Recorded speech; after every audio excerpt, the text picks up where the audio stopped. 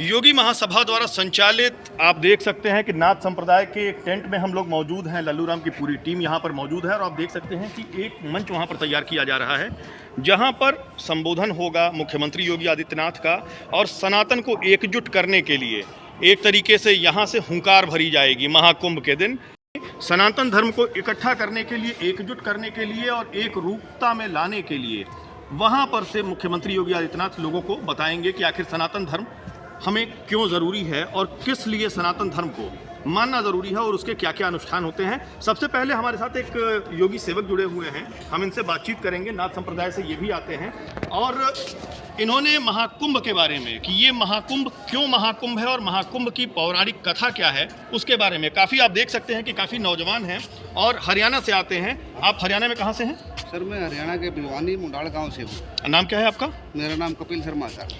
महाकुंभ और कुंभ के बीच का अंतर ज़रा मुझे बताइए। सर मैं बताता हूँ, कुंभ का जो सनातन धर्म के अनुसार अर्थ होता है ना, कुंभ का मतलब होता है संस्कृत हिसाब से गड़ा।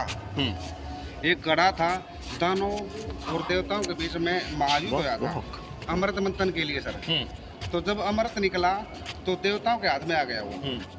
तो दानों ने उसको छीनने के लिए उनके पीछे लगे। तो छीना झपटी के दौरान जो युद्ध चला वो 12 दिन चला था। 12 दिन चला था। 12 दिन छीना झपटी के दौरान 4 बूंदें पृथ्वी पर गिरी थी। वो 4 बूंदें हमारे राष्ट्र में भारत माता के अंदर गिरी थी 4 बूंदें।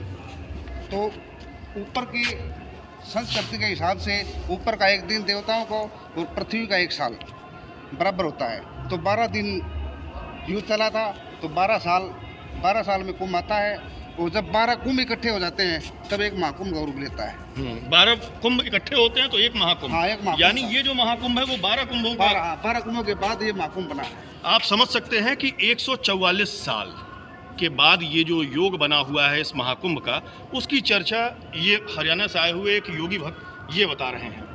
और इसकी पौराणिक कथा कि किस तरीके से समुद्र मंथन हुआ था और किस तरीके से वो 4 बूंदें गिरी थी और कहाँ कहाँ पे गिरी थी, जरा उसको भी हमारे दर्शकों को बताइए। देखो सर, ये जो 4 बूंदें हैं हमारी भारत माता की पवित्र भूमि हरिद्वार में गिरी थी, नासिक में गिरी थी, उज्जैन में गिरी थी और प्रयागराज में गिरी थी।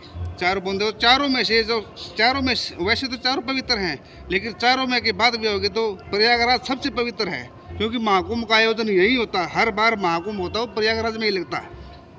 निश्चित तौर पर आप देख सकते हैं कि किस तरीके से एक उफान है लोगों के भीतर। श्रद्धालु जो आए हुए हैं दूर दराज से, कोई हरियाणा से, कोई असम से, कोई बिहार से, कोई झारखंड से, कहाँ कहाँ से लोग आए हुए हैं। और निश्चित तौर पर जो रमतों के लोग हैं वो भी यहाँ पर मौजूद हैं। कई लोग ऐसे हैं जिनकी उम्र हो चुकी है, तकरीबन वो शतक के करीब हैं, उसके बावजूद वो लोग यहाँ पर इस कुंभ को पावन बनाने के लिए और पावन स्नान में डुबकी लगाने के लिए, अपनी आस्था का उद्गार प्रकट करने के लिए यहाँ पर प्रकट हुए हैं। और सबसे बड़ी बात ये है कि सनातन धर्म में ये 144 साल के बाद ये महाकुंभ यानी 12 महाकुंभ, जैसा कि भाई ने बताया कि 12 कुंभ जो हैं वो मिले तो ये महाकुंभ आया है। तो निश्चित तौर पर ये महाकुंभ सबसे बड़ा अवसर है सनातनियों के लिए।